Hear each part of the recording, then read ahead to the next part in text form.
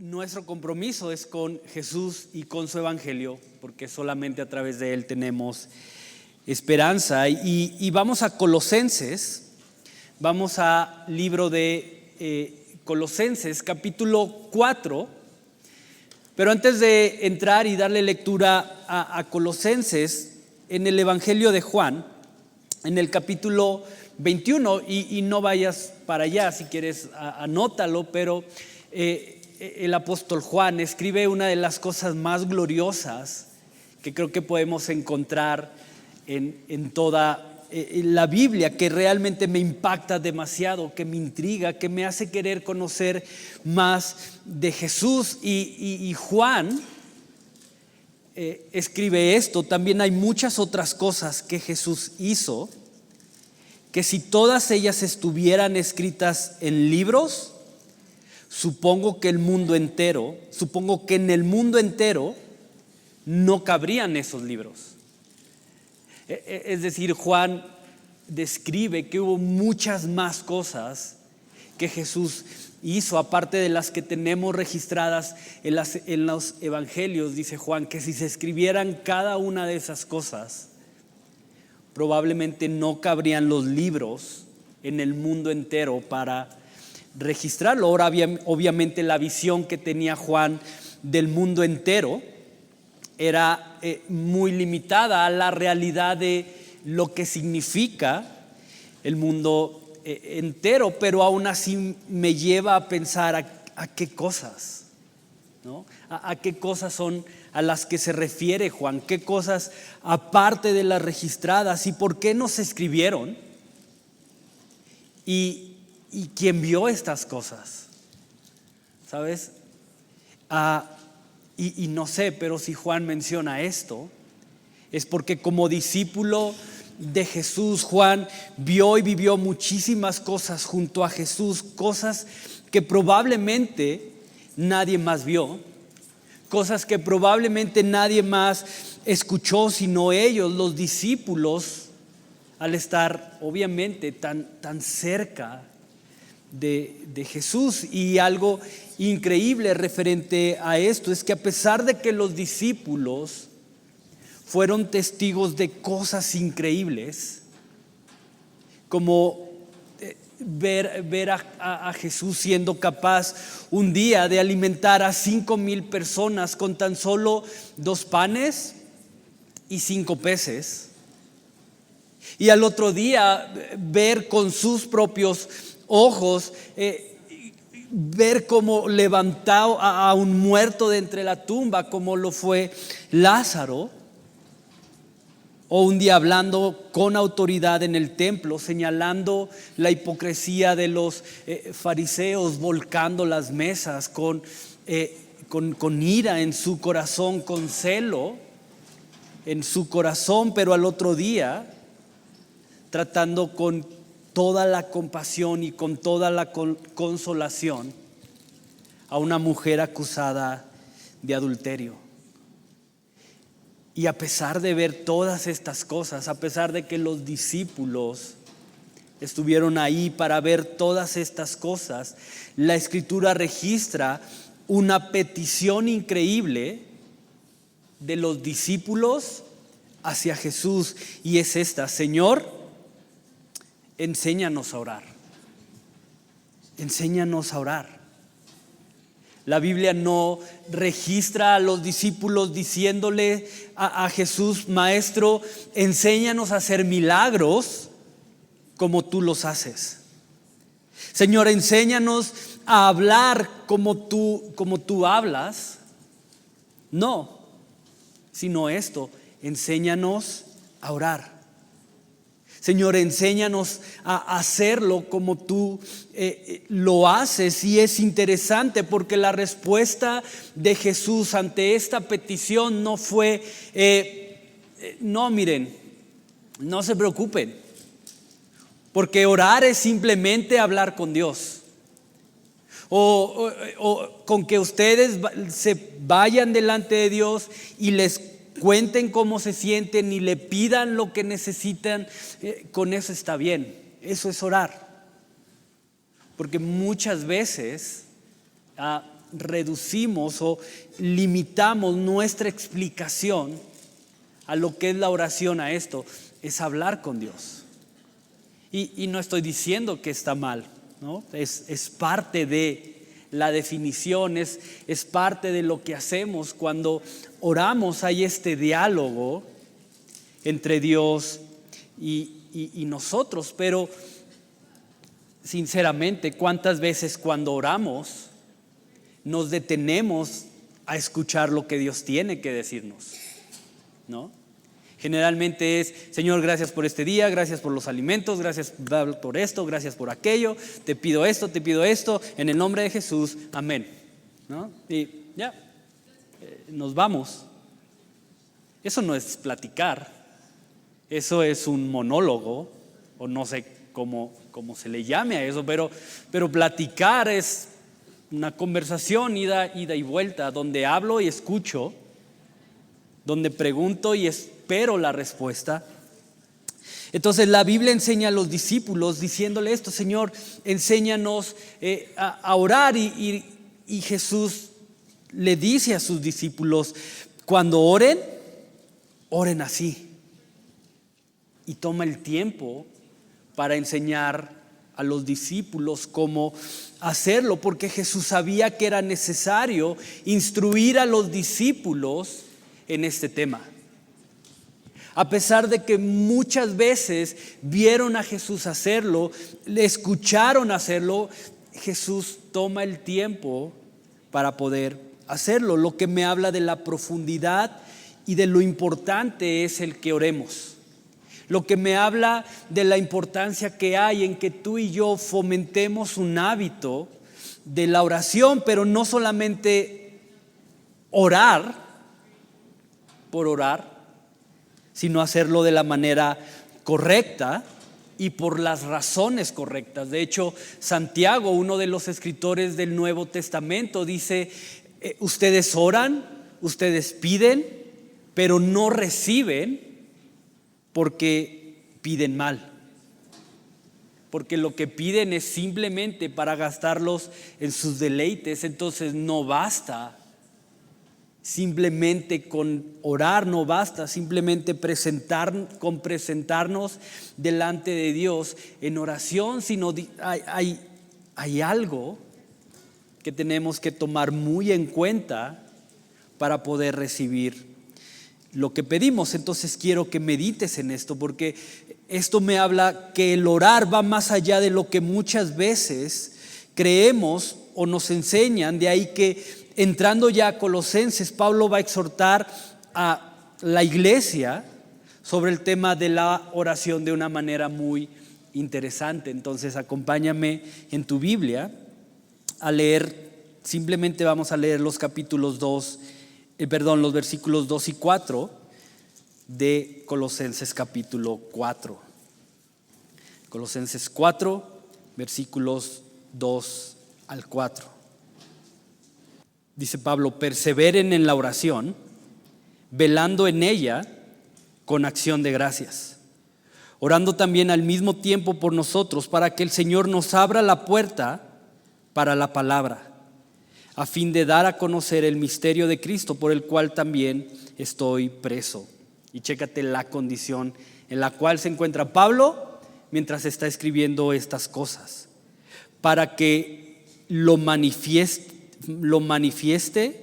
como debo hablar. Entonces dice Pablo: perseverar en la oración, velar en ella. Entonces podemos partir de este punto, y quiero que medites en esto, porque Pablo no solo exhorta sobre el tema de la oración, sino que además nos dice cómo hacerlo: perseverando y velando en ella con acción de gracias. Y puedes marcar esto y simplemente creo que queda claro, ¿verdad? Persevera en la oración dando gracias. Entonces aquí tenemos dos elementos claves que Pablo va a dejar para aprender y crecer en esto. Y la primera es perseverando. Y la palabra perseverar, curiosamente, la veíamos también la semana pasada ¿no? Cuando dice que la iglesia perseveraba en la doctrina de los apóstoles, en el partimiento del pan, en la comunión unos con otros y en las oraciones.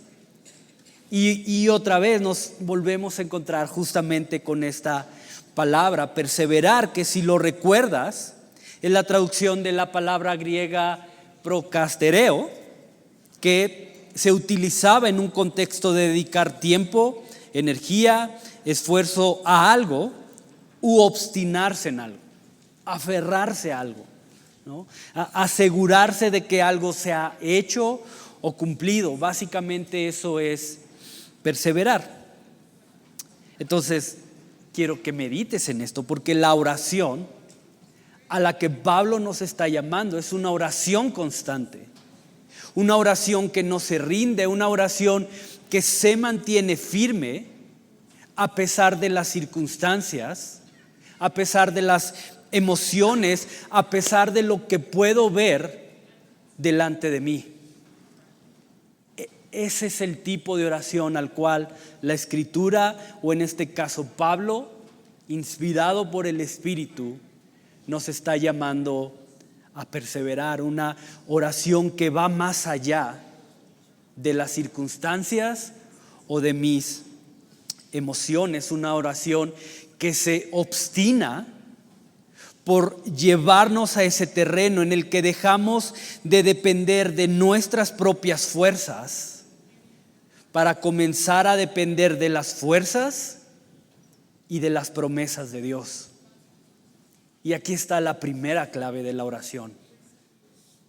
Es una oración que nos lleva a depender de lo que nosotros podemos hacer, de lo que nosotros podemos controlar, de nuestros recursos, para comenzar a depender de las fuerzas, del poder, de las promesas de nuestro Dios.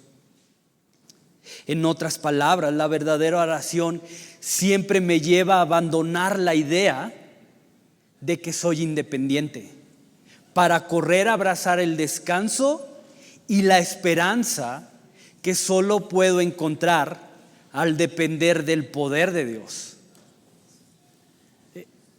Es ahí a donde la verdadera oración debe llevarme. A dejar la idea de creer que soy independiente para comenzar a depender y abrazar el descanso que solamente puedo encontrar en Dios. Y esto es increíble, porque la oración no es el medio, como muchas veces lo creemos. La oración no es el medio por el cual voy a obtener lo que quiero. La oración no es el medio para forzar a Dios a hacer mi voluntad y que sea Él quien actúe y se mueva en mi pequeño reino. Al contrario, la oración es el medio por el cual puedo abandonar mi propio reino para entrar al reino de Dios, reconociendo mi debilidad y mi profunda necesidad que tengo de su gracia abundante. De hecho, cuando Jesús enseña a sus discípulos a orar después de que ellos se lo pidan, la primera declaración sobre la cual Jesús establece el resto de peticiones es justamente esto: venga tu reino, Señor. Hágase tu voluntad, así como se hace tu voluntad en el cielo, que se haga también en la tierra. La verdadera oración, la oración bíblica, me lleva a abandonar mi reino para poder entrar al reino de Dios, en donde Él tiene el poder, donde Él tiene el control, en donde su gracia abundante nos lleva más allá, como cantábamos hace rato, de lo que podemos imaginar. Entonces, la oración eficaz es la que me lleva a abandonar mi voluntad, mis pasiones, mis propósitos, mis planes, para depender completamente de la voluntad y de la sabiduría de Dios. Ahora, creo que eso es algo más fácil de decir, de enseñar, que muchas veces de vivir. Porque a quien le gusta ser despojado de su reino, a quien le gusta abandonar aquel lugar donde se siente cómodo, tranquilo, donde tiene el control, donde está a gusto, para entrar a un reino donde probablemente va a ser exigido más allá de lo que imagina, donde va a tener que soltar el control, donde va a tener que dejar de depender de sus fuerzas, de sus recursos, y va a tener que estar a expensas de lo que el rey de ese reino le indique que haga. Y creo que no a muchos nos gusta eso. Pero creo que si había alguien que entendía muy bien lo que significaba estas palabras, lo que significaba entrar al reino de Dios y permanecer y habitar ahí, era David. Mira, acompáñame a Salmos 27, capítulo 4, y no pierdas Colosenses. Ahorita vamos a regresar ahí. Pero Salmos capítulo 27, versículo 4. Una cosa, dice David, he demandado a Jehová y esta buscaré, que esté yo en la casa de Jehová todos los días de mi vida para contemplar la hermosura de Jehová y para inquirir en su templo.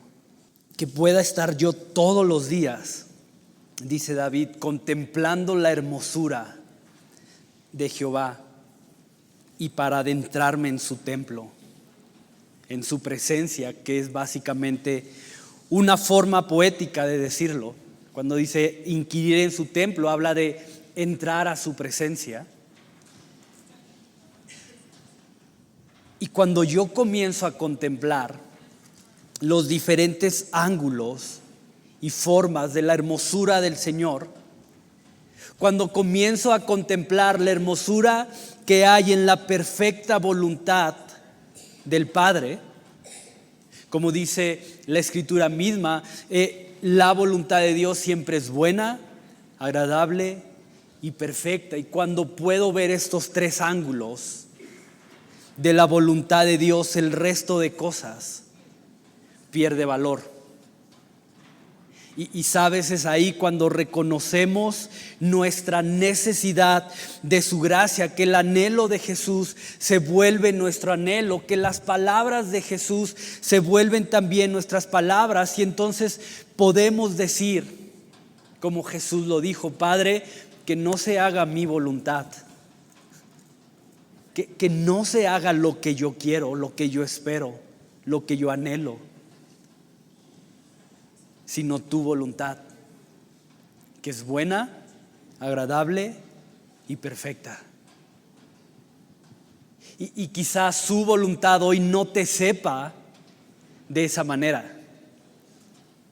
Quizás la realidad de la voluntad de Dios para tu vida el día de hoy sabe amarga.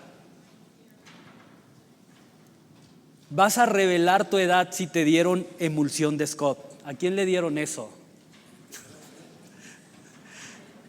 Hoy ya hay de saborcito, de fresa, de cereza, y sigue sabiendo feo porque ya lo probé.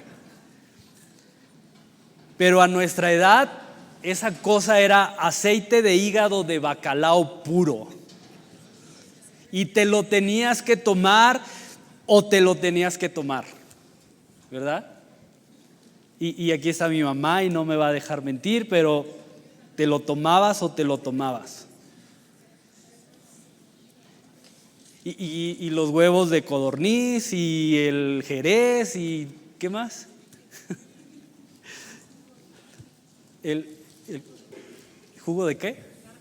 Jugo de carne. Todo eso. Y sabía feo. Pero ve hoy el muchachón que creaba esas cosas.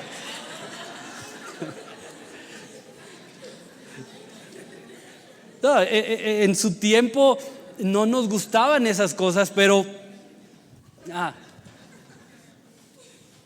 era lo que tenías que tomar para estar sano, para estar bien. Y quizá la voluntad de Dios para tu vida hoy sabe a eso. Pero sabes, más adelante vas a voltear atrás y vas a decir: gracias Dios, porque a través de lo que pasé, hoy estoy más purificado, hemos espiritualmente crecido, entiendo más porque tuve que pasar por ese proceso. Porque, ¿sabes? Al igual que Jesús, va a haber momentos complicados en nuestra vida, los cuales vamos a ser pasados por situaciones complejas de dolor, de desánimo, de desesperación, de cansancio, pero es ahí donde la perseverancia en la oración se va a convertir en ese elemento que me va a ayudar a abrazar la esperanza y el descanso que solamente en Jesús podemos tener. Déjame decirlo así, pero cuando perseveramos en la oración es cuando podemos ver a Cristo en donde otros ven desesperación. Cuando perseveramos en la oración podemos ver a Cristo donde otros no ven propósito. Cuando perseveramos en la oración es cuando podemos ver esperanza surgiendo cuando otros dan todo por perdido. Solo cuando perseveramos en la oración es cuando estamos dispuestos a renunciar a nuestras propias pasiones para comenzar a ser guiados por la voluntad de Dios, sin importar a dónde su voluntad nos lleve. Y entender esto tiene que transformar radicalmente nuestra manera de orar, porque ahora entendemos que el fin o el propósito principal por el cual oramos no es para hacer que las cosas cambien. Oramos no con el fin principal de que las cosas se hagan como queremos que se hagan. El propósito del por qué oramos es porque verdaderamente creemos que entre más perseveramos en la oración, como dice David, más podemos contemplar la gloria de Jesús, más podemos contemplar la hermosura que hay en Él y su voluntad. Y Jesús lo cambia todo. Cuando tú logras ver a Jesús en medio de las circunstancias por las cuales estás pasando, todo tiene un sentido diferente. Cuando tú logras ver a Jesús en medio de la pérdida, puedes tener la esperanza que tu alma necesita. Y solo para aquellos que verdaderamente reconocen su debilidad, contemplar la gloria de Jesús se vuelve algo atractivo, se vuelve algo deseable. Ahora, ya vimos el qué. Ahora Pablo va a pasar al cómo. Mira lo que dice aquí mismo en el versículo 2. Regresa a Colosenses, por favor. Colosenses capítulo 4. Colosenses capítulo 4, versículo 2. Perseverar en la oración, velando en ella con acción de gracias. Entonces, chécate. Mi oración tiene que tener un elemento fundamental, que es la gratitud. Velando en ella con acción de gracias. ¿Por qué? Porque entre más saturamos nuestras oraciones de gratitud, más vamos a enfocar nuestra atención en lo que Dios ya ha hecho por nosotros. Eso es la gratitud. Ver lo que ya tenemos, dejar de ver lo que no tenemos, dejar de ver lo que nos gustaría tener para enfocarlo en lo que sí tenemos.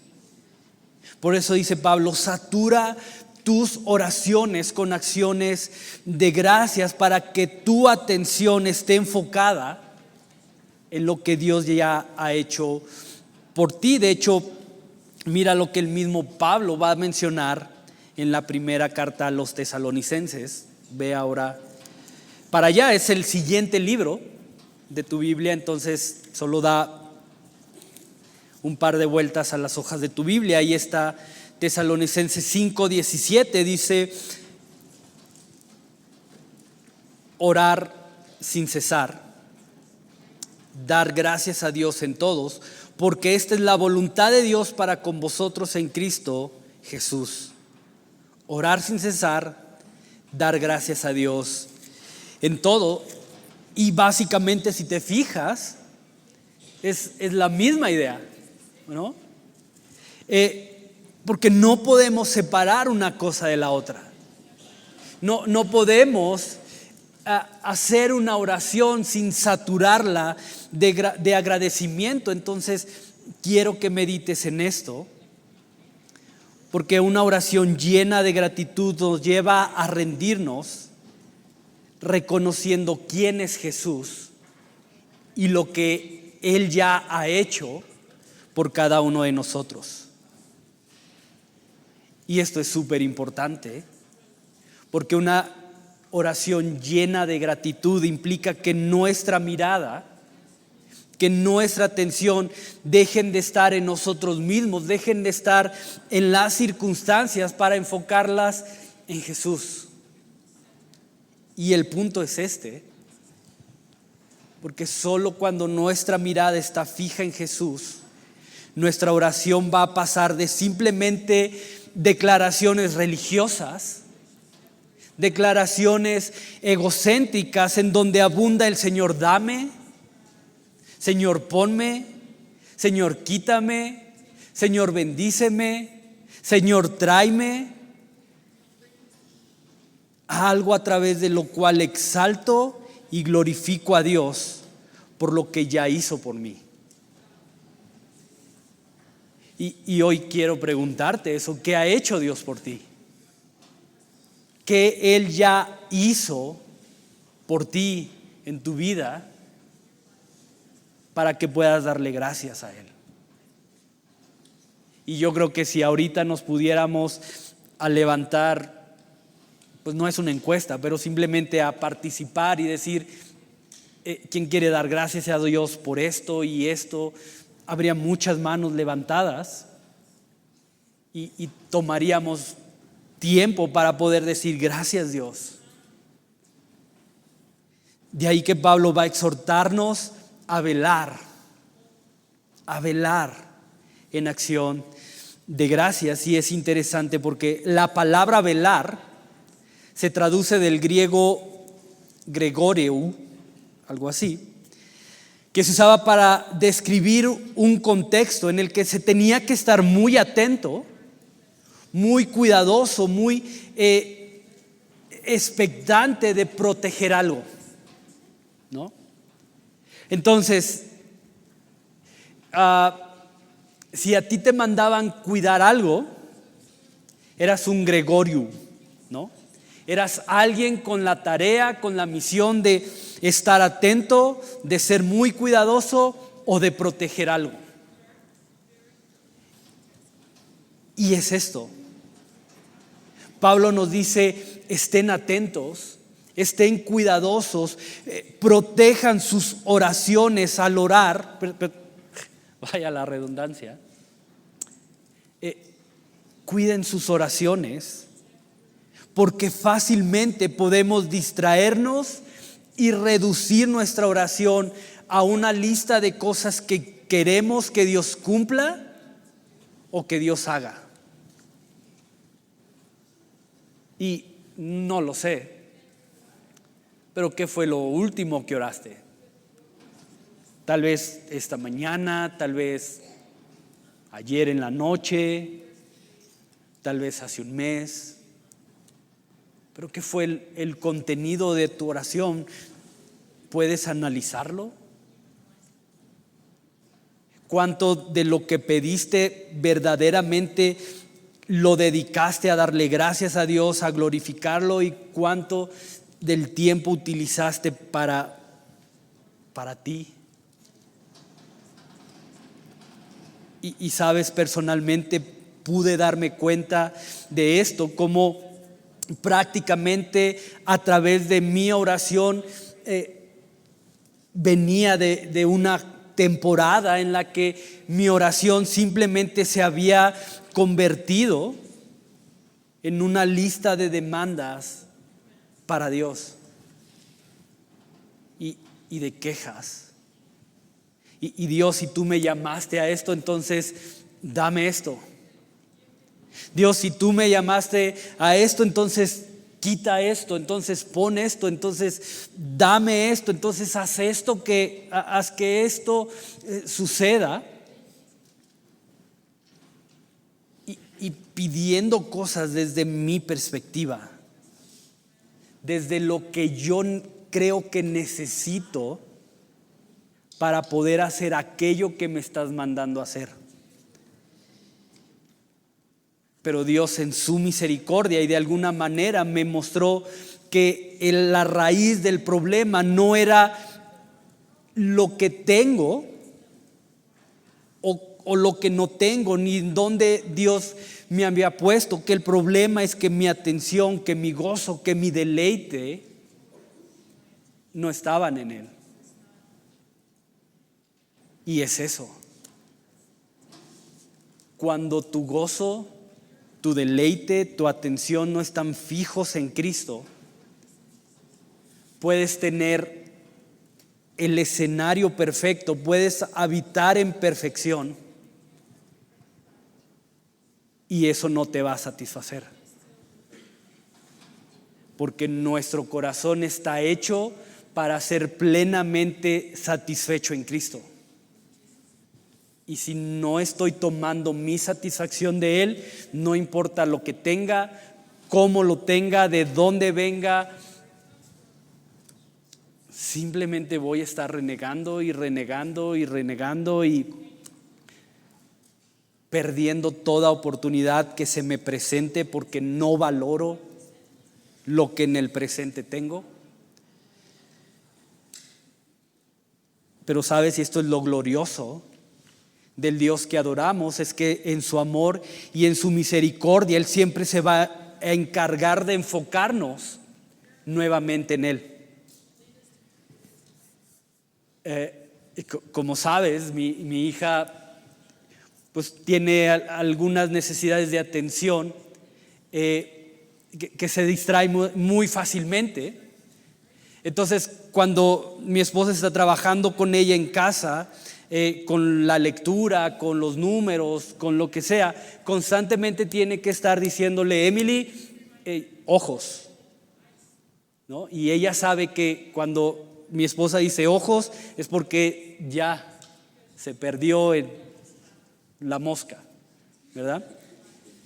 Entonces mi esposa tiene que: Emily, ojos en lo que estás haciendo. Y ese es Dios. Así actúa Dios con nosotros. Él se encarga de llamar nuestra atención, de enfocarnos nuevamente en Él y que no perdamos de vista que lo que realmente necesitamos es encontrar nuestro gozo y nuestro deleite en Jesús, y no en que las cosas cambien o que las cosas sean diferentes. Porque te repito, puedes habitar en un ambiente perfecto, puedes tener lo que quieras, puedes estar donde tú creas que es el mejor lugar para estar, pero si tu gozo no es Cristo, eso rápidamente se va a esfumar y vas a buscar gozo en otra cosa, y en otra cosa, y en otra cosa, y en otra cosa. Ahora déjame decirlo así, no está mal orar por un mejor trabajo. No es lo que estoy diciendo. No está mal orar por tus hijos. No está mal que ores por tu salud. No está mal que estés orando por vacaciones. El problema es cuando el motivo de tu oración es obtener algo que desde tu perspectiva o desde tu propia sabiduría crees necesitar. Ese es el problema. Y quiero que medites en esto, porque hemos sido llamados a ver esta vida desde una perspectiva que va más allá de nuestra propia sabiduría. Y por eso nos daban hígado de aceite de bacalao. Porque para nosotros como niños era la cosa más horrenda del mundo. Desde nuestra sabiduría de niños decíamos, ¿para qué me dan esto? Pero desde la sabiduría de los papás sabían que era lo que necesitábamos para fortalecer nuestro sistema. Y nosotros somos llamados a ver la vida no desde nuestra propia sabiduría, sino desde la sabiduría de Dios. Y quiero que medites en esto, porque si había alguien que podía quejarse de su condición era Pablo. Si alguien podía estar renegando verdaderamente de la condición en la cual se encontraba en ese momento, era Pablo. Preso a causa del evangelio, preso a causa de compartir del mensaje de Jesús. Entonces, entre comillas lo digo, si había alguien que se podía quejar y decir, Señor, ¿por qué yo? ¿Por qué si te estoy sirviendo tengo que estar aquí preso? Era él.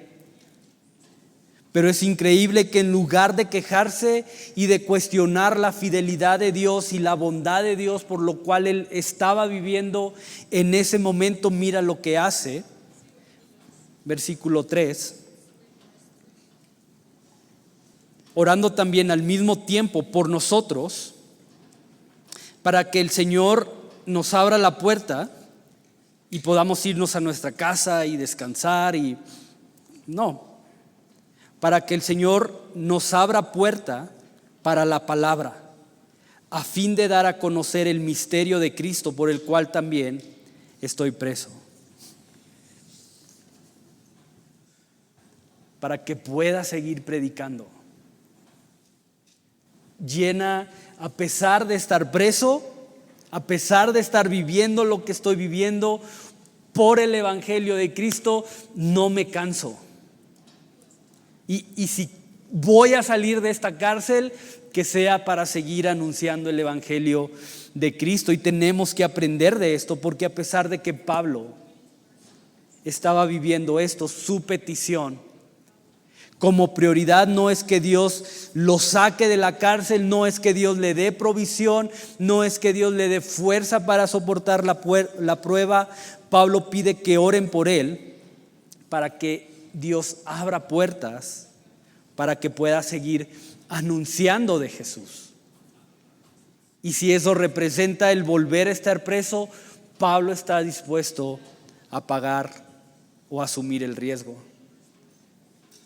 Porque una oración cargada de gratitud, como dice Pablo, nos ayuda a contemplar las cosas no desde una perspectiva temporal, sino de una perspectiva eterna, sabiendo que en Jesús tenemos absolutamente todo lo que necesitamos. Y si lo tenemos a Él, lo tenemos todo. Acompáñame a Efesios capítulo 1 y con esto quiero terminar. Efesios capítulo 1. Bendito sea el Dios y Padre de nuestro Señor Jesucristo, que nos bendijo con toda bendición espiritual en los lugares celestiales en Cristo. Nos bendijo, y marca esa parte, nos bendijo con toda bendición espiritual. Entonces, chécate, oramos no para que Dios nos bendiga o para que Él haga lo que queremos. Oramos y damos gracias a Dios por lo que Él ya nos ha dado en Jesús. Y si lo tenemos a Él, podemos tener la seguridad de que nuestra vida, y si vas a llevarte algo, que sea esta última parte, pero si lo tenemos a Él, podemos tener la seguridad de que nuestra vida está escondida en sus manos y que es Él quien sostiene nuestra vida. Dios sostiene tu vida. Por lo tanto, podemos vivir con la esperanza de que podemos renunciar a nuestra voluntad, que podemos renunciar a nuestros deseos para confiar plenamente en su voluntad y confiar en que su voluntad siempre va a ser mejor para nosotros y para que a través de nosotros la grandeza de su gloria sea dada a conocer. Entonces hoy quiero animarte a eso, a que uses la oración no para obtener lo que quieres, no para que Dios actúe a tu manera, sino uses la oración como ese medio en el cual te va a llevar a renunciar a ti mismo, a tomar tu cruz, como dice Jesús, morir a ti mismo, renunciar a tu voluntad y abrazar su voluntad y encontrarte con su gloria. Entonces, ¿por qué no hacemos eso hoy? Y ahí en tu lugar, ¿por qué no cierras tus ojos, inclina tu rostro y si quieres repetir conmigo, hazlo. Si no, simplemente permanece en silencio por respeto a los demás y podemos decirle esta mañana: Señor, queremos renunciar a nuestra voluntad, entendiendo que tu voluntad es mejor, que tú eres más sabio, más fuerte, eterno. Y simplemente, Señor, queremos descansar sabiendo que nuestra vida está en el hueco de tus manos, Señor, y que tú eres el que nos sostienes. Y perdónanos, Señor, si hemos hecho de la oración una mera costumbre o algo a través de lo cual pretendemos forzarte a hacer algo, Señor, olvidando que la oración se estableció sobre estas palabras: venga tu reino y hágase tu voluntad, Señor.